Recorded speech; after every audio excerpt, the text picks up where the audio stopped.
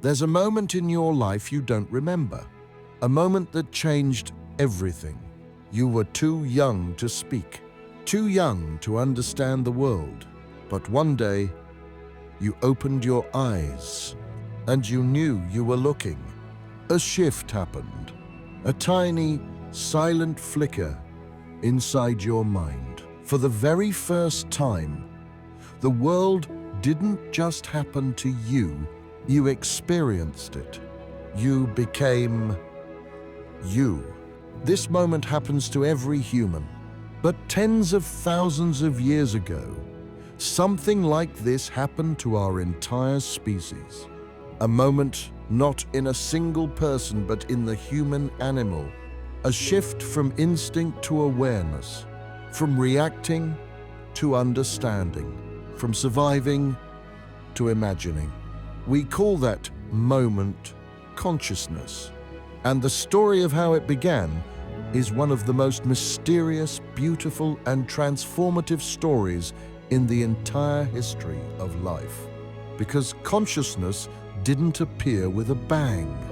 It wasn't granted, or discovered, or invented.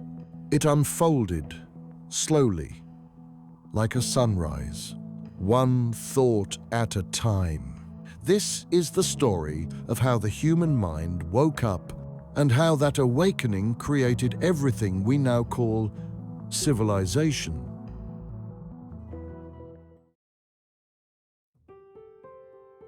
Imagine a world before stories, before language, before thought had shape.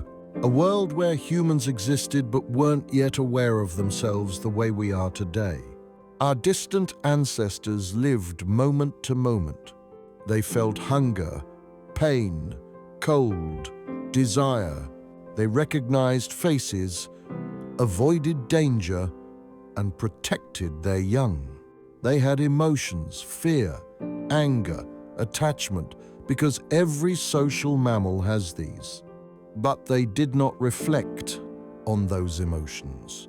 They didn't wonder why they felt them. They didn't imagine futures or dwell on the past.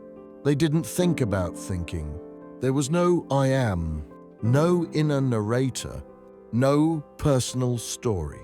Their minds were alive, but they were not self-aware. They lived inside the present, like every other animal, beautiful, instinctive, and unconscious of their own existence.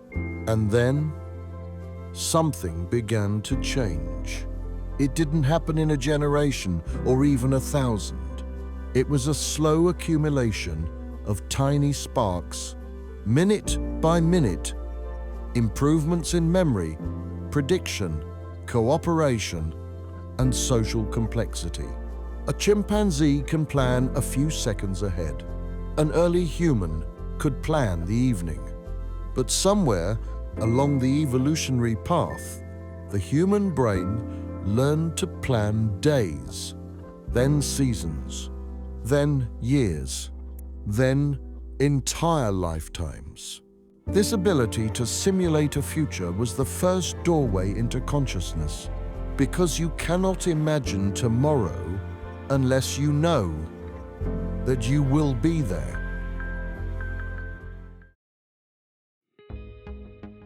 The human brain didn't suddenly become conscious. It slowly built an inner world. First came memory, not just instinctive recall, but the ability to replay events. Early humans began to remember what happened and how it felt. This was new. Then came imagination, the ability to picture something that wasn't present.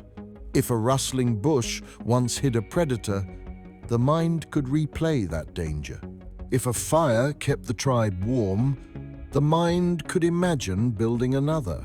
Every time early humans simulated the world, they moved further from instinct and closer to reflection.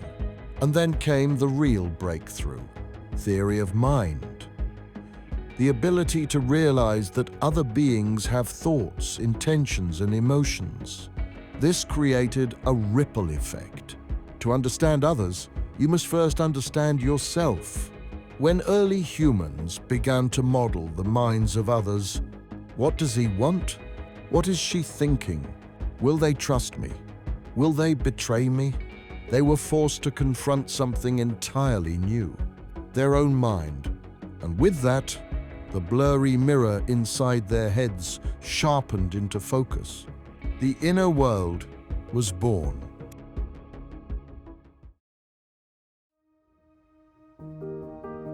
When consciousness appeared, it didn't look like intelligence. It looked like imagination. It looked like stories. The moment humans gained self-awareness, they began to ask questions no animal had ever asked. Why am I here? What is my purpose? What happens when I die? What is the meaning of all this? Questions that have no survival value, yet define what it means to be human. Around ancient fires, early humans retold memories, described dangers, planned hunts, and shared feelings. They created myths, symbolic explanations for a world too confusing to explain logically. A storm wasn't just weather, it was a spirit. A river wasn't just water, it was a giver of life. A nightmare wasn't just fear, it was a message. The mind had awakened, and it didn't know how to make sense of itself. So it turned everything into story. And through storytelling, humans discovered something incredible, that thoughts, invisible, fragile, fleeting, could shape the real world. A story could unite a tribe.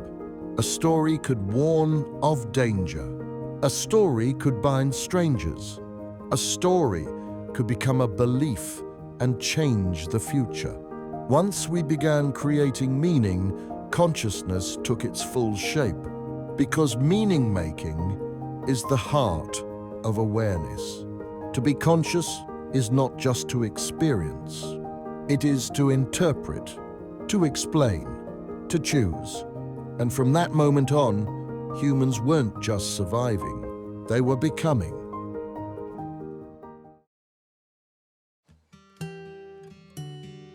Let's pause for a moment. Ask yourself something simple. Where is your mind? Where do your thoughts happen? There's no physical place you can point to, yet you live inside that space every second of your life. This inner place, the private realm of memory, imagination, self-talk, identity, is the strangest innovation evolution ever created. Scientists call this the self model, your brain's internal representation of you. It's not one thing. It's a collection of processes, your memories, your habits, your fears, your beliefs, your hopes, your interpretations, your imagined future, and your understanding of your place in the world. This model allows you to reflect, plan, regret, hope, lie, empathize, dream, suffer, grow, but most importantly, it allows you to experience your own existence. No animal, as far as we know, has this level of subjective awareness. They feel, but they do not question their feelings. They react, but they do not interpret their reactions. They live, but they do not understand they are living. Humans, on the other hand, live in two worlds: the physical world and the world inside their heads. And sometimes, the inner world feels more real than the outer.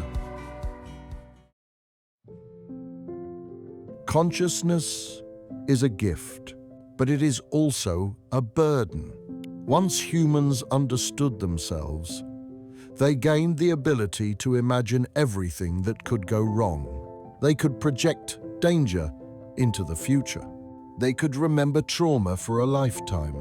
They could imagine loss, before it happened. Animals experience pain. Humans experience suffering because suffering requires awareness, the ability to reflect, fear, anticipate. We became anxious because consciousness makes us aware of everything we can lose. We became lonely because consciousness makes us feel separate from others. We became existential because consciousness makes us question our own meaning. When the mind awakened, a new kind of darkness appeared, the darkness inside. We gained the ability to dream of heaven and to imagine hell. Early humans eventually created religion, philosophy, art, science, all attempts to understand this strange new awareness. Because once the mind awoke, it demanded answers.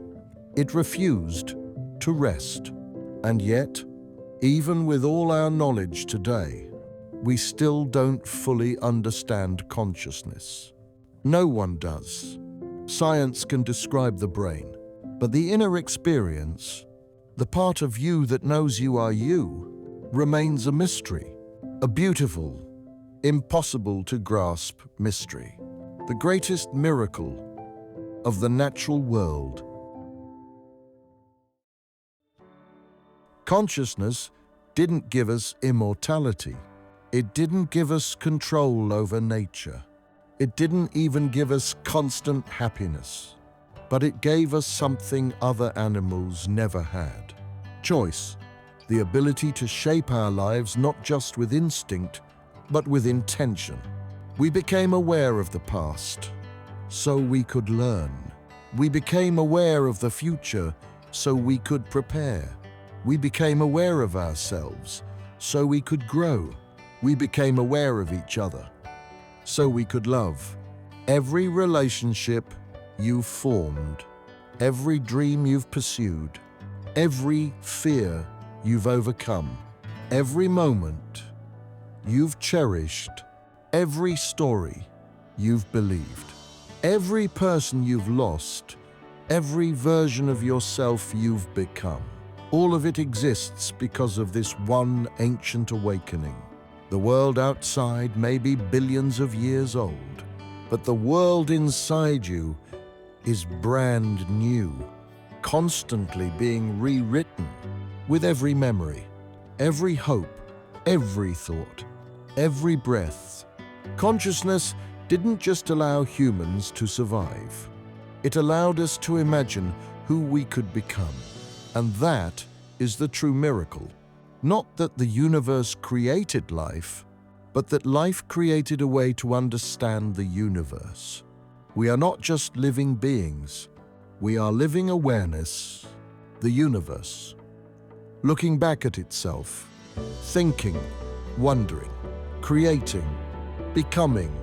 The moment we gained consciousness wasn't the end of evolution.